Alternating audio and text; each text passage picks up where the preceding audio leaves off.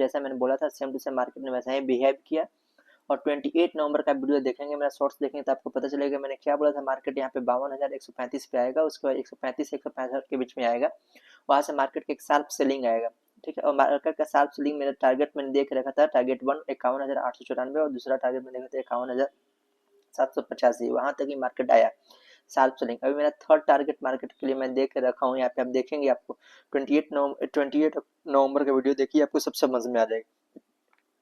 यहाँ से third target यहाँ का मार्केट का जो 51,565 के आसपास है, लेकिन इस मार्केट के लिए आपको वेट करना पड़ेगा, क्योंकि मार्केट बार बार यहाँ पे आके क्या कर रहा है, सपोर्ट को हिट कर रहा है।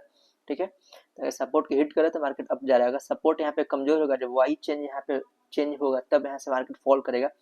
और निफ्टी जब मेरा एक लेवल है याद करके 24,086, अगर 24,086 को क्रॉस करता है, ठीक है, और एक क्रॉस करेगा, अभी 1:05 तक आप वेट कीजिए, 1:05 तक मार्केट यहाँ से शार्प सेलिंग आएगा, और शार्प सेलिंग आने के बाद मार्केट 24,050 और 24,997 तक मार्केट टच करेगा। Thank you, bye bye. इस हिसाब से आप ट्रेडिंग करेंगे तो आपको लॉस कभी नहीं होगा। Just follow me guys for update.